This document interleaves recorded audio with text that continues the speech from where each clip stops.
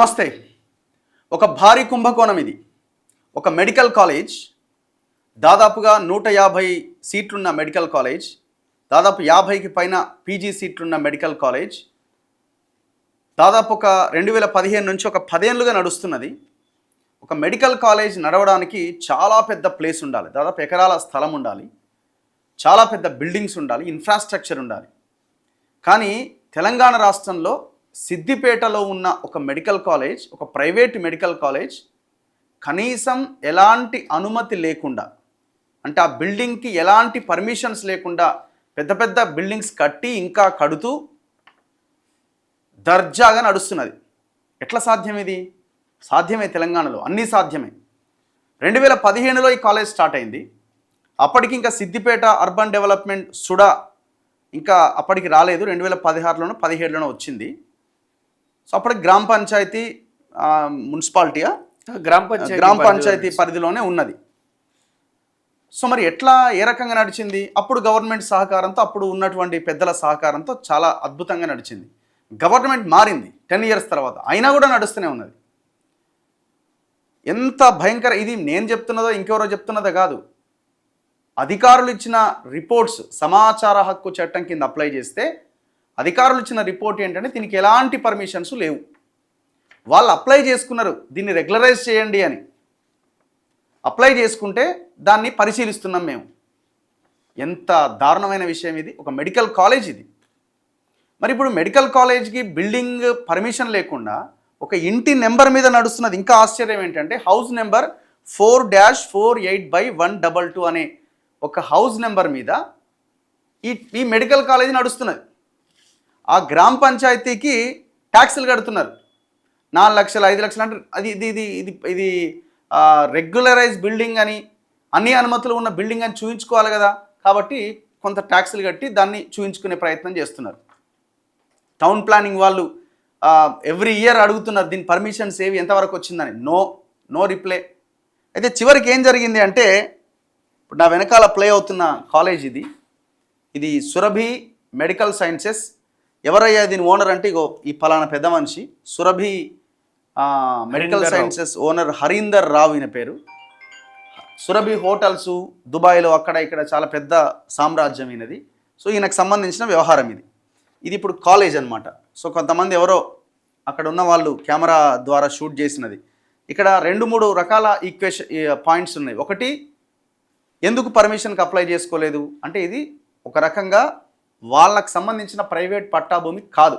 ఇది టోటల్గా custodian lands, government భూములుగా కనబడుతున్నది. ఇక్కడ సర్వే నెంబర్ 302 అండ్ 303లో 303లో ఈ కాలేజ్ నిర్మాణం జరిగింది. సో ఎందుకు అప్లై చేసుకోలేదంటే, అప్లై చేసుకున్న పర్మిషన్స్ వచ్చే అవకాశం లేవు కాబట్టి అప్లై చేసుకోలేదు. లేకపోతే ఎందుకు చేయరు చెప్పండి? ఇంత పెద్ద కాలేజ్ కట్టి ఎవడన్నా పర్మిషన్కి అప్లై చేసుకోడా? సో ఇది రెండోది. ఇక్కడ పక్కనే మెరుపుకుంటాను ఒక చెరువు ఉన్నది. ఆ చెరువు దాదాపుగా 32 ఎకరాల విస్తీర్ణం. అది ఇప్పుడు అధికారులు అడిగితే ఇది 12 ఎకరాలే 10 ఎకరాలే అని డ్రామాలు ఆడుతున్నారు. దాదాపు 30 ఎకరాల పైన విస్తీర్ణం ఉన్న మెరుపుకుంట చెరువుకు ఆనుకొనిగో ఇది ఒకసారి ఈ కెమెరా విజువల్స్ చూడండి ఎంత క్లియర్గా మనకు కనబడుతున్నాయో. ఇదంతా కూడా చెరువు బ్యాక్ వాటర్కి సంబంధించింది. పక్కన పెద్ద గోడ కట్టిండు, లోపల కడుతున్నాడు. చివరికి ఆయన బునాది తీసి బేస్మెంట్ తీసినా కూడా ఈ లోపల మొత్తం నీళ్ళు నిండిపోయినాయి. చాలా క్లియర్గా కనబడుతున్నది. చెరువు కబ్జా, ప్రభుత్వ భూములు, ఎలాంటి పర్మిషన్స్ లేవు. 10 సంవత్సరాలుగా మెడికల్ కాలేజ్ నడుస్తున్నది. 50% కన్వీనర్ కోటా సీట్లు, 35% మేనేజ్మెంట్ కోటా సీట్లు. ఒక్కొక్క సీటు 5 కోట్లు 10 కోట్లకి అమ్ముకుంటారు ఈ డొనేషన్స్ పేర్లతో.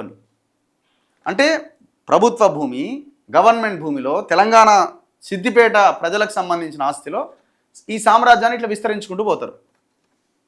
మరి ఎవరి సహకారంతో నడుస్తుంది? గతంలో అంటే ఆడ ఉన్న మరి హరీష్ రావు ఉన్నాడా, మరి ఆయన లేడో మనకు తెలియదు. కానీ మరి గతంలో వాళ్ళు ఉండే, మరి ఇప్పుడు ఎవరు ఉన్నారు? ఇప్పుడున్న లోకల్ కరీంనగర్ లేకపోతే ఆ ప్రాంతంలో ఉన్న మంత్రులు ఉన్నారా? ఎవరున్నారు దీని వెనకాల? సో దీని మీద హైకోర్టుకి వెళ్ళారు. ఎవరు? నా ముందున్న చక్రధర్ గౌడ్ గారు హైకోర్టుకి వెళ్తే హైకోర్టు చాలా క్లియర్గా స్టేటస్ కో ఆర్డర్ ఇచ్చింది. ఎప్పుడు వచ్చింది ఇది ఆర్డర్? మొన్న వచ్చింది, గురువారం నాడు. గురువారం రోజున వచ్చిన ఆర్డర్ ఇది. ఈ ఆర్డర్ని మనం టీవీలో కూడా చూడొచ్చు. ఒక్కసారి మీరు ఇది order. The honourable justice N V Shravan Kumar గారి బెంచ్ పైన ఈ రిట్ పిటిషన్ వచ్చింది. Chakradhar Goud versus the state of Telangana, district collector Siddipet, director of town and country planning, government of Telangana, district panchayat officer Siddipet, Mittapalli గ్రామ పంచాయత్, ఆ పంచాయతీ పరిధిలోకి వస్తుంది ఇది.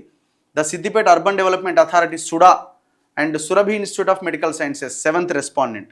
చివరికి కోర్టు ఏమన్నది? 17th ఫిబ్రవరి నిన్ననే వచ్చింది ఆర్డర్, కాపీ నిన్న వచ్చింది. కోర్టు ఏమన్నది క్లియర్గా, list on 26/2/2026 for instructions. Till then the respondent number 7 అంటే ఎవరు? Surabhi medical sciences is directed not to make any further construction and maintain status quo obtaining as on today on the subject property. So ఎలాంటి constructions కానీ ఇంకేమైనా నిర్మించడానికి వీలు లేదని చాలా క్లియర్గా చెప్పింది. ఇప్పుడు ఆయన తేల్చుకోవాలి. ఇప్పుడు ఆ హరీందర్ రావు గారు మరి ఏ ధైర్యంతో అంత పెద్ద మెడికల్ కాలేజ్ ఎట్లా నడిపిస్తున్నారు మీరు? సామాన్యుడు ఒక ఇల్లు కట్టుకుంటే, సామాన్యుడు ఒక గుడిసె వేసుకుంటే నిర్దాక్షిణ్యంగా రాత్రిళ్ళు 3 గంటల రాత్రి 4 గంటల రాత్రి వచ్చి మెడలు బట్టి అవతలకి నెట్టేస్తారు కదా. మరి ఇంత పెద్ద కాలేజ్, ఇంత పెద్ద వ్యాపారం, పోనీ ఏదైనా గవర్నమెంట్ కాలేజ్ అంటే గవర్నమెంట్ ఎవరో ఏదైనా వేసినంటే అనుకోవచ్చు, ఏదైనా ట్రస్ట్ పేరుతో నడుస్తుంది అన్నా కూడా కాదు కదా. వ్యాపారం కదా ఇది, వ్యాపారమే కదా ఇది. 1000 కోట్ల 100 కోట్ల వ్యాపారమే కదా. మల్లారెడ్డికి CP to vice chairman SUDA సిద్దిపేట్కి చాలాసార్లు ఇట్లాంటి లెటర్లు పంపింది. ఎప్పటి నుంచి? ఒక్కసారి పైకి అనండి అన్న, ఇది ఒక్కసారి పైకి అనండి. దీని కింద ఉంటుంది ఇంకొకటి ఇది 2000 ఇది పంపారు చూడండి. డిటిసిపి వాళ్ళు పంపారు, సుడా వాళ్ళకు పంపారు టు చీఫ్ ప్లానింగ్ ఆఫీసర్ కి 2019లో పంపిన. అది మనకు డేట్ కానీ 11/11/2019లో ఏమడుగుతున్నారు? With reference to the above letters I submit following few lines for your kind consideration and for necessary action.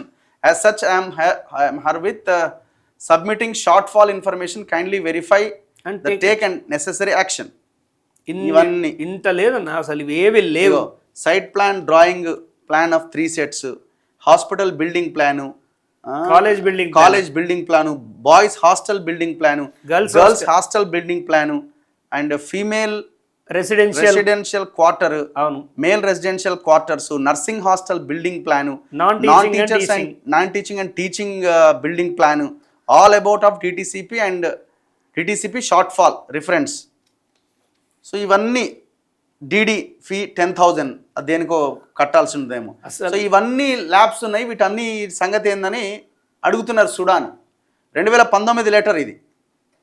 ఇగో 4/12/2019. దాని తర్వాత ఇగో 3/3/2025 మొన్న మార్చి 3వ తారీఖు కూడా same as it is letter DTCP వాళ్ళు ఇగో ఇవన్నీ ఈ షార్ట్ ఫాల్ ఉందని వాళ్ళు లెటర్ రాయడం జరిగింది. ఈయన రాసినట్టు కాలేజ్ ఆయన రిప్లై ఇచ్చిండు. ఏమంటాడు?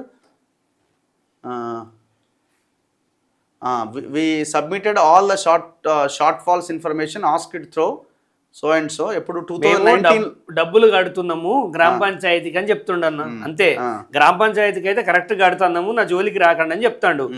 ఈయనకి 2018 నుంచి గవర్నమెంట్ నుంచి 2025 దాకా, అంటే కాంగ్రెస్ గవర్నమెంట్ వచ్చిన తర్వాత కూడా ఇతనికి వీళ్ళు సుడా వాళ్ళు పంపించడము, ఆయన 20-30 లక్షలు వీళ్ళకి పంపించడము.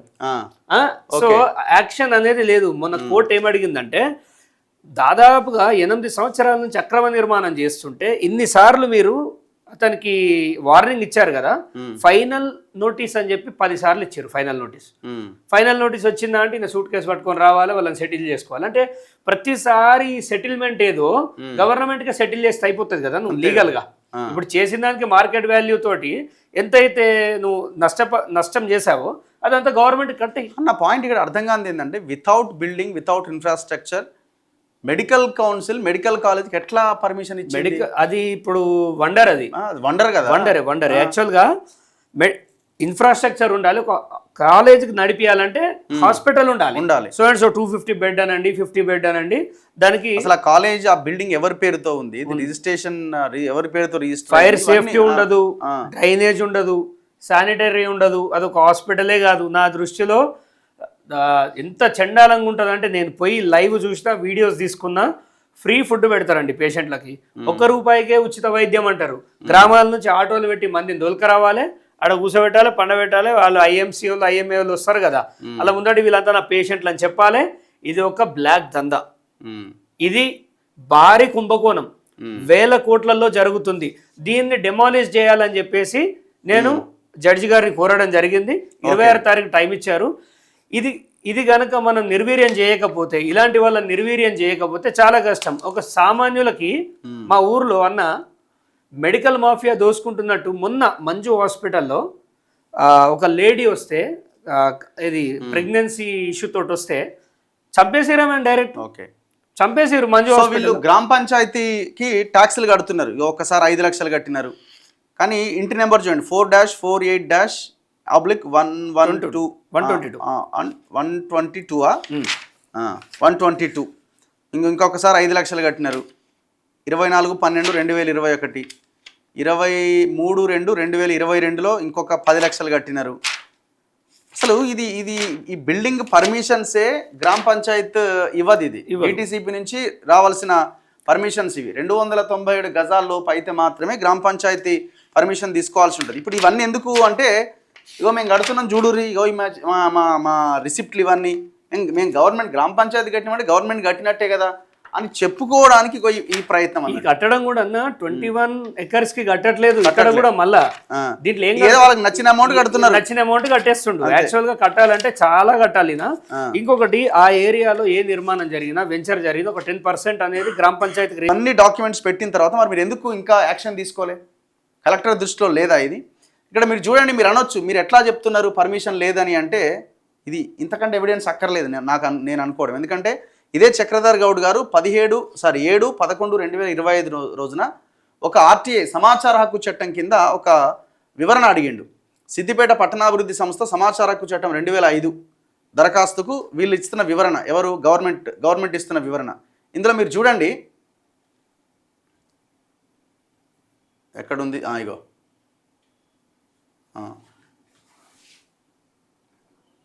ఇగో సర్వే నెంబర్ ఏమడుగుతున్నారు? సిద్దిపేట అర్బన్ మండలం మిట్టపల్లి గ్రామ పంచాయతీ పరిధిలో సర్వే నెంబర్ 302, 303లో Surabhi institute of medical sciences and Surabhi educational society private వైద్యశాల భవనాల నిర్మాణం కోసం సదరు భూ యజమానులు సుడా వారికి చెల్లించిన, అనగా భవన నిర్మాణం 2015-2016 సంవత్సరంలో మొదలుపెట్టిన రోజు నుంచి నేడు 2025 వరకు అనుమతుల కోసం చెల్లించిన రుసుము రసీదు పత్రాలు ఇవ్వండి అంటున్నారు. దానికి ఏమంటున్నారు తెలుసా వీళ్ళు?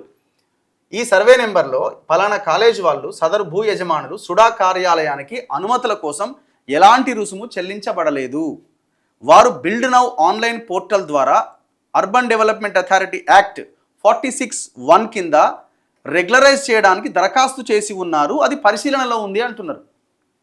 ఇంతకంటే ఎవిడెన్స్ ఏం కావాలి? ఇదే చూడండి, ఇది కూడా చూడండి. సర్వే నెంబర్ 302, 303లో గల స్థలంలో Surabhi institute of medical sciences and Surabhi education society private వైద్య కళాశాల వారు భవనాల నిర్మాణం కోసం సుడా కార్యాలయం నుంచి ఎలాంటి అనుమతులు ఇవ్వలే. అయిపోయా, ఇంకేం కావాలా? ఇంకేం ఎవిడెన్స్ కావాలా? G+5 ఫ్లోర్, G+5 అండ్ మరికొన్ని G+3 ఫ్లోర్స్ ఉన్నాయి. అంటే ఇప్పుడు కూడా కడుతున్నాడు, బట్ 6 ఉన్నాయి దాంట్లో, 5 కాదు 6 ఉన్నాయి. 6 ఫ్లోర్లు నడుస్తుంది ప్రస్తుతానికి. ఇగో Surabhi institute of medical sciences and education society వారికి సుడా కార్యాలయం నుంచి దాదాపు 3 సార్లు నోటీస్ పంపించడం జరిగింది.